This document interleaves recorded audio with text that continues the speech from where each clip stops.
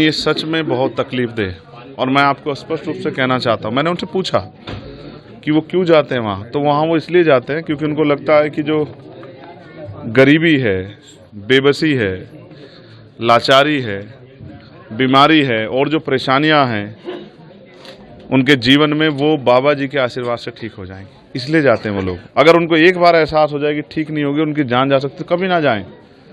मैंने उनको आज कहा है कि वो समझें, पढ़े लिखे लोगों को समझना पड़ेगा कि बाबा के पास जाने से नहीं, बाबा साहब अम्बेडकर के विचारों पे चलने से ज़िंदगी में बदलाव होगा। और इस घर में आके मुझे एहसास हुआ कि ऐसा नहीं कि ये लोग आगे बढ़ने का प्रयास नहीं कर रहे हैं, इस गरीबी बेबसी की बेड़ियों काटने का प्रयास नहीं कर रहे हैं। ये बच्ची है हमारी छोटी बहन, तैयारी कर रही है, ये मेरा छोटा भाई तैयारी कर रहा है, लेकिन इन्होंने पुलिस की भर्ती का पेपर भी दिया था, लेकिन वो पेपर ही लीक हो गया और उसके बाद चुनाव हुआ। अब तक सुध नहीं ली मुख्यमंत्री जी ने कि भाई वो पेपर दोबारा करा दें तो बहुत सारे गरीबों के बच्चों को रोजगार मिल जाए।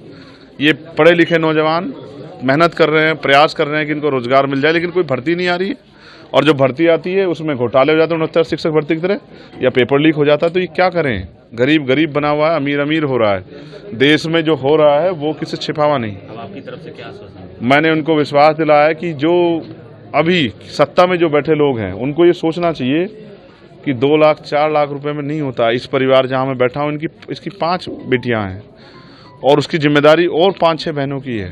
राहुल जी ने भी पत्र लिखा होगी सरकार को। मैं पत्र नहीं लिखूंगा, मैं जाके कोशिश करूंगा कि केंद्र सरकार से भी, क्योंकि हम पार्लियामेंट में हैं, प्रधानमंत्री जी से भी और मुख्यमंत्री से भी हम लोग प्रयास करेंगे। वो सत्ता में बैठे हैं, अगर वो नहीं समझेंगे दुख तो कौन समझेगा। अभी शासन ने जो कार्रवाई हुई है उससे आप कितने संतुष्ट हैं? क्या कार्रवाई हुई है, क्या कार्रवाई हुई बताइए।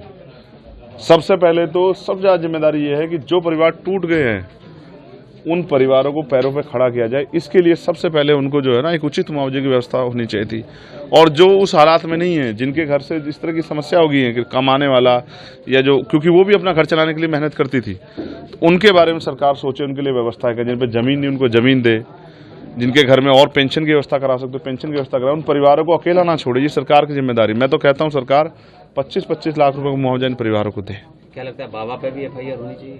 सिर्फ बाबा पे नहीं, हर उस व्यक्ति पे जो इस घटनाक्रम में शामिल हो। सबसे पहले इसकी सीबीआई जांच होनी चाहिए। तो बाबा की अरेस्टिंग होनी चाहिए या नहीं? मुकदमा तो लिखवा दो, प्रशासन की, पुलिस की, पत्रकार। सरकार क्यों बच रही है? क्यों सरकार मुकदमा लिखने की किसी और की जरूरत है क्या? बताओ ना। सबका साथ सबका विकास की बात करने वाली इतनी बड़ी घटना पे चुप्पी सरकार की क्या समझ आता है? अपोजिशन पार्टियां भी कहीं ना कहीं बाबा के नाम लेने से बच रही हैं। नहीं, हमें किससे बचने की जरूरत नहीं है। मैं ये कह रहा हूं कि जांच हो, जो दोषी हो उस पर सख्त कार्रवाई हो, और अगर भविष्य में कोई भी ऐसा हो, किसी भी धर्म का हो, तो शासन प्रशासन आंख बंद करके घरों कमरे अपने दफ्तरों में ना बैठे। क्या ये इंटेलिजेंस का फेलियर नहीं है? क्या ये LIU का फेलियर नहीं है? क्या पुलिस और प्रशासन का फेलियर नहीं है? क्या ये वो इसके जिम्मेदार नहीं है? अगर उन्होंने उचित व्यवस्था की होती तो आज इतनी बड़ी दुर्घटना नहीं होती।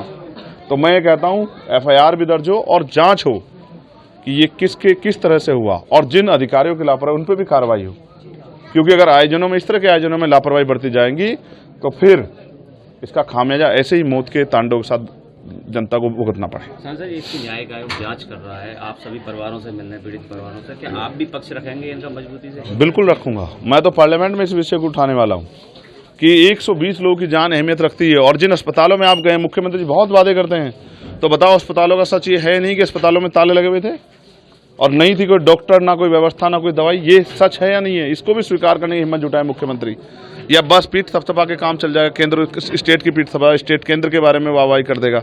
सच बताओ कि अच्छे अस्पताल नहीं है, अच्छे इलाज की व्यवस्था नहीं है, प्रशासन एडमिनिस्ट्रेशन का और पुलिस का फेलियर है, और सरकार जिम्मेदारी ले और 25-25 लाख रुपए मुआवजे की व्यवस्था इन परिवारों के लिए करें। और जो बच्चे बेरोजगार घूम रहे हैं उनके लिए भी रोजगार की व्यवस्था करें। ऐसा भी मुख्यमंत्री को सोचना चाहिए।